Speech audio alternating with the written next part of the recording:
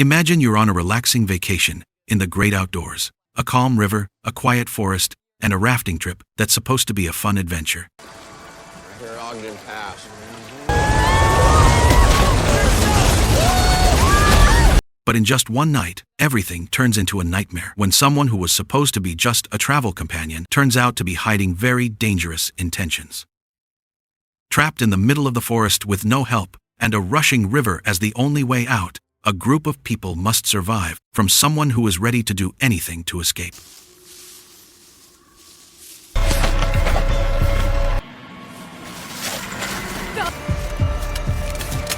In the middle of that vacation atmosphere, a doctor named Joey decides to go visit his brother, Gray.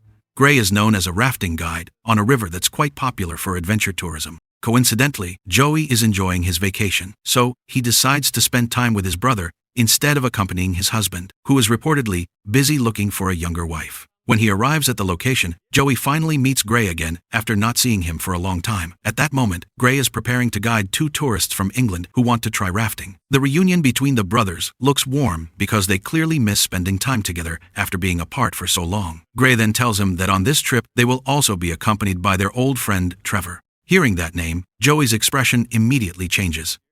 Joey feels a little worried because Trevor has just been released from prison and has the status of a former convict. That means they will be in the same boat with someone whose past is quite dark. Not on my river. Hey! Holy sh! Yes, forever. How you been? Even so, Joey tries to act normal. After all, they have known each other since childhood. Trevor himself looks very grateful to Gray for giving him the chance to work as a rafting guide assistant after he got out of prison. Not long after that, the trip begins. They start paddling the boat along the river while enjoying the natural scenery that is still very pristine. Slowly, Joey's worry begins to fade because Trevor seems quite friendly and easy to get along with. Oh, come on. Does he know you're gone? Trevor and I first. Here, Ogden Pass. The atmosphere of the trip feels relaxed until Gray gives a warning that they are about to pass the first rapid.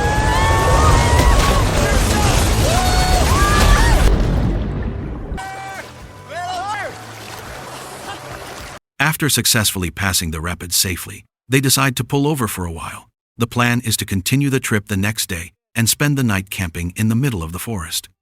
During that moment, Trevor briefly apologizes to Joey because earlier Joey had fallen into the river due to his carelessness. Trevor's sincere attitude makes Joey feel a little calmer, especially since Joey sees that Trevor and Gray still have a fairly close relationship. Or if you need anything. They spend the night around the campfire to keep themselves warm. Trevor seems to be accompanying the two female tourists who have started drinking and relaxing. Meanwhile, Joey chooses to drink milk because he doesn't really like alcohol. Besides that, as a doctor, Joey also feels more comfortable keeping his condition in good shape. As sleepiness starts to come, Joey decides to go to sleep first, inside the tent. Joey is also not very interested in the tourists' conversation, which is starting to move toward topics that make him uncomfortable. On the other hand, Trevor, who hasn't been close to women for a long time, looks more and more excited to accompany the two tourists. Oh my God. For any inappropriate and offensive. One of the tourists, named Van, then feels bored and decides to walk toward the edge of the cliff to get some fresh air. Seeing that, Trevor seems to see an opportunity. Trevor pretends that he wants to urinate and quietly follows Van, who went there alone. Meanwhile, inside the tent, Joey is still thinking about his personal problems. Joey feels annoyed because his husband can't accompany him on vacation and is instead busy with other matters that make him feel unappreciated. A few moments later, the situation suddenly changes when Trevor's scream asking for help is heard. Everyone immediately panics when they see Van already lying on the ground with a severe injury on her head. According to Trevor's explanation, Van slipped from the cliff and hit her head on a rock. However, when Trevor and Gray try to look for help, Van, who is still conscious, instead says that Trevor was the one who attacked her after Van refused Trevor's invitation to do something she didn't want. Those words make Joey and Carissa very confused. They also feel scared because Trevor has a background as a former convict. In the increasingly tense situation, Trevor says that their satellite phone cannot be used. Joey, who examines Van's condition, says that Van most likely has a fractured skull. Joey insists that Van must be taken to the hospital as soon as possible. Hearing that, Gray finally makes the decision to take Van to the nearest forest police post. Gray knows the journey will not be easy because the fastest route can only be taken by following the river, which has quite dangerous rapids. In a state of panic, they finally get back on the boat even though it is already night. Trevor pretends to be worried as if no one knows what he actually did to Van. Meanwhile, Carissa tries to calm Van, who is starting to feel the effects of the blow to her head. Thanks to Joey's quick action in tilting Van's body so her breathing becomes more stable, Van's condition becomes slightly calmer. Even so, Gray still feels worried because the trip just to reach the post takes about 2 hours, not to mention the trip to the hospital afterward. I always take care of you, don't I? All left. Okay, quarter head. 1. Not long after, Gray warns everyone to get ready, because there is a big rapid ahead that they have to pass. The strong current of the river makes their boat sway back and forth. Listen for my After a fairly tense struggle, they finally manage to reach the riverbank safely. There, Trevor once again shows an attitude as if he cares so Gray won't become suspicious of him. However, Joey, who is already fed up, finally tells Gray about Van's accusation against Trevor. Joey is even sure that their boat almost flipping earlier was also Trevor's doing so they wouldn't reach the ranger post. Unfortunately, Gray does not immediately believe the story. Gray feels that Trevor has changed and would not do something that endangers his clients. Meanwhile, the forest police post is actually not very far away anymore. Seeing the situation, Trevor begins to look restless. Gray then asks Joey to stay there and wait until help arrives. What was originally just a relaxing vacation trip has now turned into a tense journey that makes everyone suspicious of each other.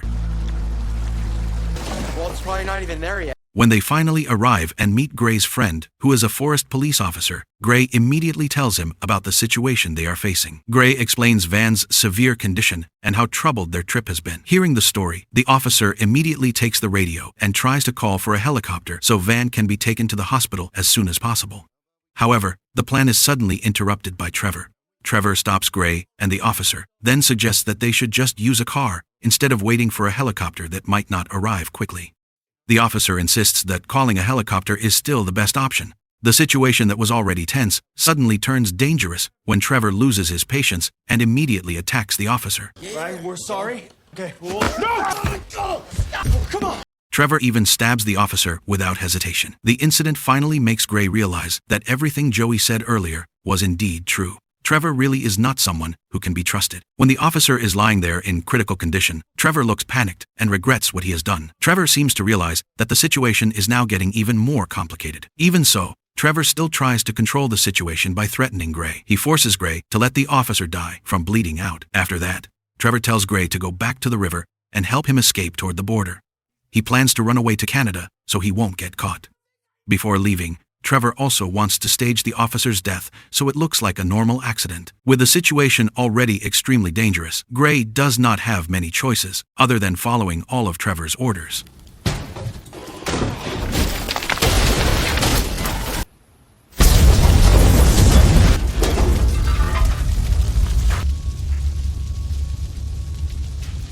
When Trevor takes out a gun, Carissa and Joey immediately realize that the situation is truly not safe anymore. Trevor then explains his plan. From that point, they will follow the fastest river route, which he believes can bring him closer to the Canadian border. Trevor also promises that once they get there, he will release all of them. However, Joey feels annoyed hearing that plan. He knows the long journey will be very dangerous, especially for Van, whose condition is already very critical.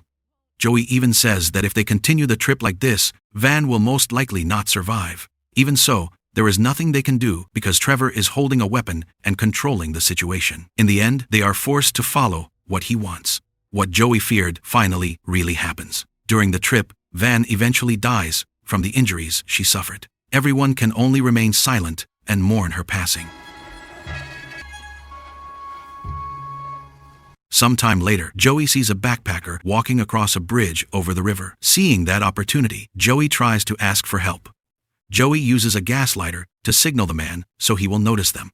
The man eventually notices them. But before Joey can explain the real situation, Trevor speaks first. Trevor lies and says that everything is fine. Trevor even says that Van just fainted. Hearing that explanation, the backpacker does not become suspicious and eventually continues his journey. After paddling along the river for quite a long time, Gray finally asks them to stop for a while to rest in the forest. Trevor agrees to the suggestion, but Trevor gives a condition. Trevor asks them to bury Van's body before it starts to rot. Hearing that plan, Carissa feels very sad. Carissa never expected that Van would be buried just like that in the middle of the forest. Her body cannot even be taken home to her family. After finishing burying Van, they look for a place that is safe enough to rest. Being awful. What? You were good at it. When night falls, Trevor begins keeping watch with a pistol in his hand. Trevor even ties Joey and the others so no one will try to escape. The night grows deeper, and the forest feels quiet. When Trevor finally falls asleep, Gray and Joey begin thinking of a way to escape from this situation. But without them realizing it, the backpacker they saw earlier suddenly appears again. The man comes with the intention of helping after feeling that something strange was going on since he saw their boat earlier. Joey quickly signals to him to try to take the pistol that is still near Trevor. However, the man thinks that action is too dangerous. He finally chooses to untie Joey first. He also explains that since earlier that day he felt that something was wrong, so he secretly followed their journey from a distance. Unfortunately, the attempt does not last long. Trevor suddenly wakes up and immediately shoots the backpacker. The situation becomes chaotic again. Trevor looks very angry when he realizes that Joey tried to ask for help from an outsider. Even so, Trevor does not kill them right away. Trevor still needs Joey before he continues his plan to escape to Canada. It's okay. Gotta bury another body. The next day, their situation is still just as tense. Trevor once again orders everyone to bury the backpacker he shot the night before. No one dares to refuse because Trevor is still holding the pistol and continues watching them. While burying the man's body, Joey accidentally finds a knife around the area. Joey immediately takes it quietly and hides it. Joey keeps the knife just in case he gets a chance to fight Trevor. After everything is done, Trevor forces them to continue the journey along the river again. This time, Joey and Carissa are even tied to the boat so they cannot try to escape. However, their journey will pass through a very dangerous rapid. Gray tries to convince Trevor to untie the two women. Joey says the rapid ahead is extremely dangerous and has often taken victims. If Joey and Carissa remain tied up, they could have difficulty saving themselves. Unfortunately, Trevor still refuses to take the risk. Trevor is afraid Joey might fight back or try to escape if the ropes are removed. At the same time, Joey secretly tries to damage the boat they are using. Not long after, the boat begins to feel slightly deflated. Trevor immediately becomes suspicious and thinks it is Joey's doing again. Even so, he does not stop the journey. Trevor instead orders them to quickly patch the boat so they can continue the trip. When they stop to repair the boat, Gray finally sees a chance to fight back. Gray suddenly tries to attack Trevor. At the same time, Joey and Carissa struggle to free their hands.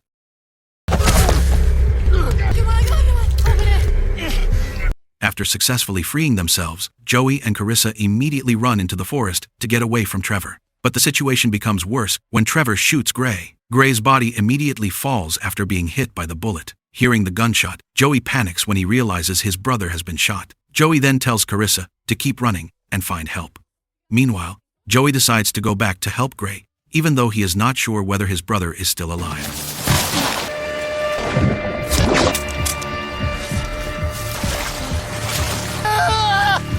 Joey finally manages to move Gray away from that place. But Trevor does not stop there. He keeps chasing them because he does not want any witnesses who could report what he has done. During the chase, Trevor briefly sees a group of canoe athletes on the river. He plans to take their boat to continue his escape. Yeah. On the other hand, Joey is trying hard to lift Gray onto a boat. He knows the only way to escape is to follow the river current. Before continuing the journey, Joey also puts on a protective helmet because ahead of them there is a large rapid that ends with a waterfall. The journey is very dangerous, but Joey and Gray eventually manage to pass the waterfall. Joey briefly feels relieved because they survive. As a sad, Joey even thinks Trevor did not make it past the waterfall because the only thing visible is a paddle drifting in the water. Joey then tries to wake Gray, who is still badly injured, but that relief does not last long. Suddenly, Trevor appears from behind. It turns out, he also survives, and finds them again. The final fight begins. Now? Gray tries to protect Joey and face Trevor even though he is already very weak. Unfortunately, the effort ends when Trevor falls into the ravine after his scream is heard. Joey can only watch everything while his body is also badly injured. He suffers a stab wound that makes it difficult for him to breathe because blood is starting to fill his lungs. In the middle of his weakening condition, Joey suddenly hears the sound of a helicopter in the distance. He tries to hold on and attempts to clear the blood from his lungs so he can breathe more easily. The helicopter turns out to be a rescue team that arrives after Carissa manages to ask for help. In the end, Joey is successfully rescued. After everything they go through, only Joey and Carissa manage to survive the terrifying journey.